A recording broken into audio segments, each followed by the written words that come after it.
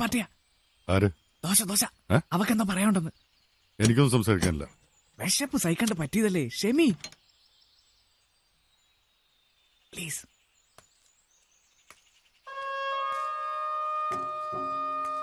Hello hello, ഞാനാ ദോശ. ഇന്നലെ number മാറിപ്പോയി, സോറി. It's okay. ഇന്നലെ ഞാനും കുറച്ച് കഴിച്ചിട്ടുണ്ടായിരുന്നു. എന്നാ ശരി. ശരി.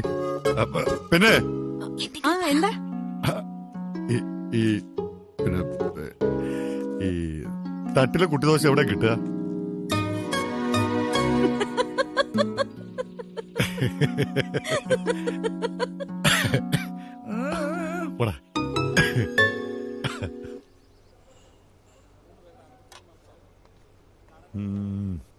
അവിടെ തെറ്റു പറയാൻ പറ്റില്ല.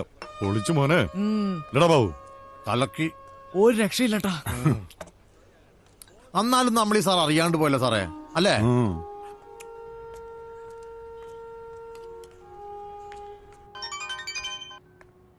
ഹലോ, ഓർമ്മയുണ്ടോ? എന്താ? ഹേയ്, ഒരു താങ്ക്സ് പറയാൻ വേണ്ടിട്ട് വിളിച്ചാ. എന്തിന്? കുട്ടി പറഞ്ഞ തട്ടിലെ കുട്ടിദോശ കഴിച്ചു. ഉഗ്രൻ. താങ്ക്സ്. ആണോ? ഗാർലിക് ചട്നി ഉണ്ടായിരുന്നോ? അതാണ് കോമ്പിനേഷൻ. അതെ. എന്താ കുട്ടിയുടെ പേര്? മായ. പിന്നെ ഞാനത്ര കുട്ടിയൊന്നുമല്ല കേട്ടോ. എന്ത് ചെയ്യുന്നു? ഞാനൊരു ഡബിംഗ് ആർട്ടിസ്റ്റ് ആണ്. സിനിമയിലാണോ?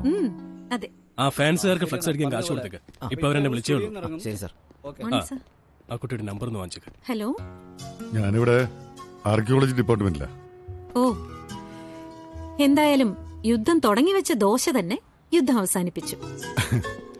ഇതുപോലെ സെക്കൻഡ് വേൾഡ് വാർ അവസാനിപ്പിച്ചു എന്ന് പറയുന്ന ഒരു കേക്കുണ്ട്. 4 ദിവസം കൊണ്ട് അതുണ്ടാക്കുന്നത്. ഓ, തുടങ്ങി ഹിസ്റ്ററി. ഇയാളിത് കുളമാക്കും. സാർ അങ്ങനൊന്നും ചെയ്യൂല. ഇത് നമുക്ക് വീട്ടിലുണ്ടാക്കാവുന്നേ ഉള്ളൂ. ഞാനൊന്ന് പരീക്ഷിക്കുന്നുണ്ട്. താല്പര്യം ഉണ്ടെങ്കിൽ കൂടാ. ജുവാൻസ് റെയിൻബോ എന്നാണ് ഈ കേക്കിന്റെ പേര്.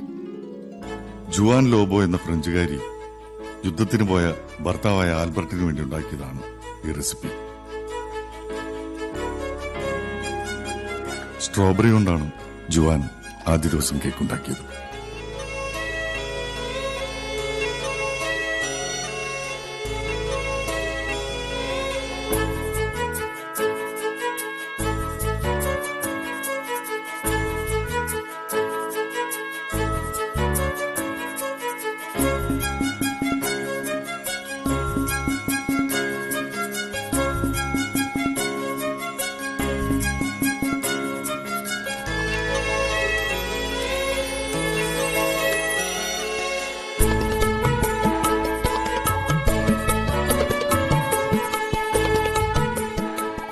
യുദ്ധം അവസാനിച്ചില്ല.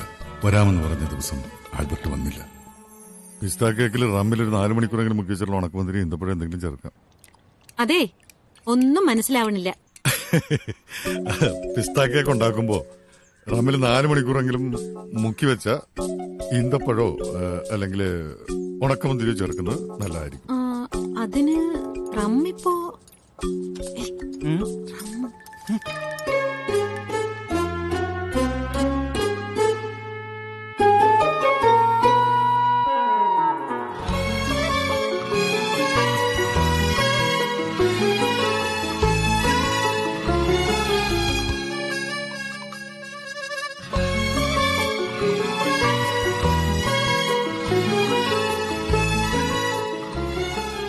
പിറ്റേന്ന് ജുവാൻ ഒരു പിസ്ത കേക്ക് ഉണ്ടാക്കി ആൽബർട്ടിനെ കാത്തിരുന്നു. അന്ന് പുള്ളിക്കാരൻ വന്നോ? വന്നില്ല. അവളത് സ്ട്രോബെറി കേക്കിനോട് ചേർത്ത് വെച്ചു. ഒരാളെ ഇങ്ങനെ പറ്റിക്കരുത്.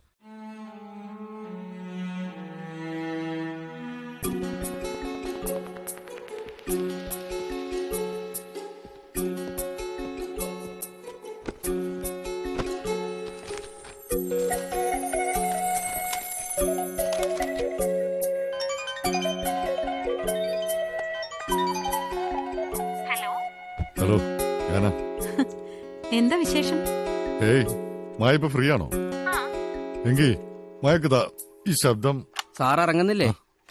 ഇല്ല, പോയ ഇറങ്ങിക്കോ, ഞാൻ പൂട്ടിക്കോളാം. ഹലോ, ഇവിടെ പറഞ്ഞതാ. മായക്ക് ഈ ശബ്ദം ഐഡന്റിഫൈ ചെയ്യാൻ പറ്റുമോ നോക്കിയേ. ഏത് ശബ്ദം? Does that mean we allow a massacre to continue? What happened first? How many people were killed according to your correspondence? ആരാന്ന് മനസ്സിലായോ? ഒരു ഐഡിയ ഇല്ല. പക്ഷേ സോണിയാഗാന്ധിയാണോ?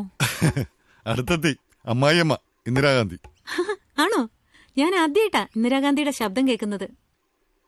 അതല്ല, സൗണ്ട് മേഖലയിൽ നിന്നുള്ള ആളായതുകൊണ്ടാ. ആ, ഞാൻ അത്രയ്ക്ക് ഭയങ്കരിയൊന്നുമല്ല.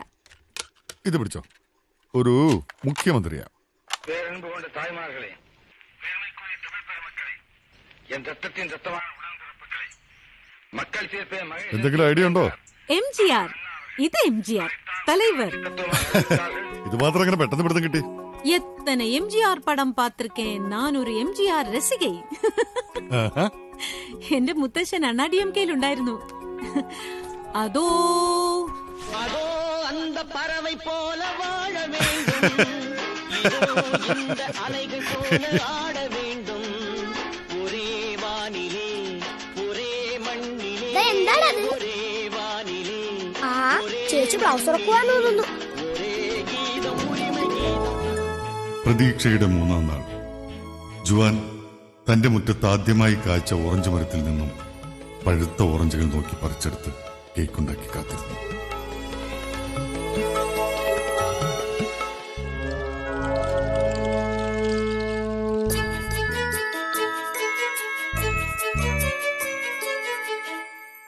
പക്ഷേ അന്നും യുദ്ധം അവസാനിച്ചില്ല.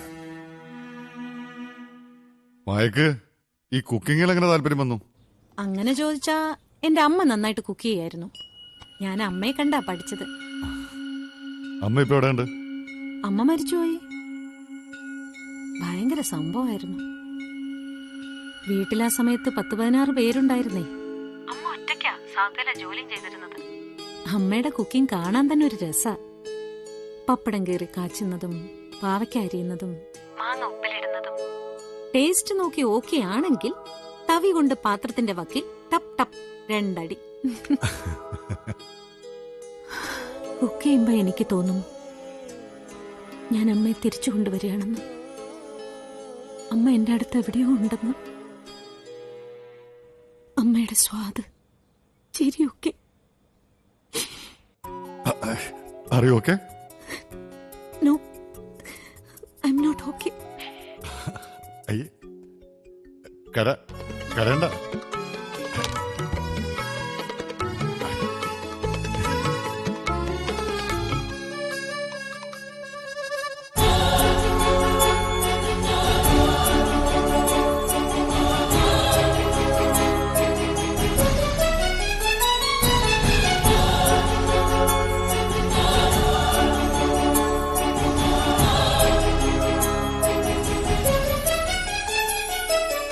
യുദ്ധം അവസാനിച്ചു. 3 ദിവസത്തെ കാത്തിരിപ്പിനൊടുവിൽ അവൾക്ക് ഏറ്റവും ഇഷ്ടപ്പെട്ട ചോക്ലേറ്റുകളുമായി ആൽബർട്ട് വന്നു. അവൾ അത് അവനു വേണ്ടി കരുതി വെച്ച കേക്കിലേക്ക് ഒരുക്കി ചേർത്തു.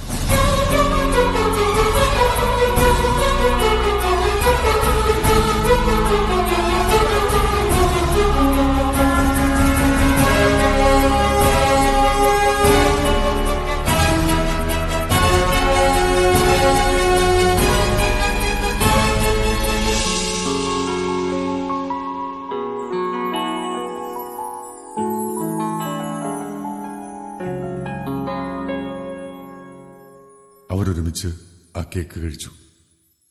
ആൽബർട്ട് അവളുടെ ചെവിയിൽ പറഞ്ഞു, നീ ഒരു ലോകമഹായുദ്ധം അവസാനിപ്പിച്ചിരിക്കുന്നു.